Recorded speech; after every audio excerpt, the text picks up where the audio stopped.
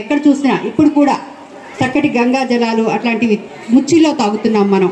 మరి ఇదెప్పుడు మన ఈ దౌర్భాగ్యం నుంచి మనం బయటపడతామో, స్వాముల వారు ఈ మాలలు కూడా మనందరి చేత ధరింపజేస్తే మన భరతమాత తరిస్తుందని, ఇది అందరూ తప్పకుండా ధరించాల్సిన మాల, జీవితకాలం ధరించవలసిన మాల. వాడుతున్నాం, పడేస్తున్నాం యథేచ్ఛగా.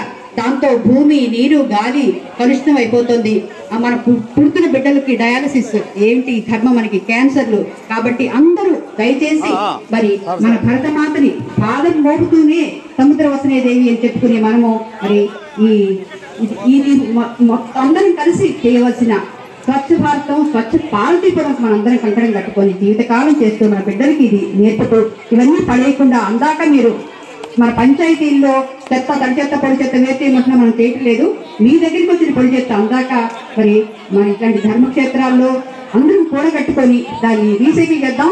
ఇది ఎక్కడ పడేయాలో తెలియకపోతే పార్వతీపురంలో జట్టు ఆశ్రమంలో ఇవన్నీ సేకరించి దీన్ని తిరిగి రీసైక్లింగ్ కంపెనీకి పంపిస్తున్నామమ్మా. ఇది చిన్న విషయం కాదు. మనం అందరం హిందూ బంధువులు అందరం గుర్తించవలసిన విషయం. ప్రకృతిని ఆరాధించే మనం దీన్ని తేలిగ్గా తీసుకోవద్దమ్మా. భవిష్యత్తులో మనకి చాలా చాలా ఇంకా మహమ్మారులు రాకుండా కాపాడుకోవడానికి, స్వచ్ఛ భారత్, స్వాస్థ్య భారత్ సాధించడానికి మనం దీన్ని జీవితకాలం ఒక మాల వేసుకుందాం, కంకణం కట్టుకుందాం. మరి ఈ అవకాశం ఇచ్చిన మీ అందరికీ ధన్యవాదాలు. జై హింద్.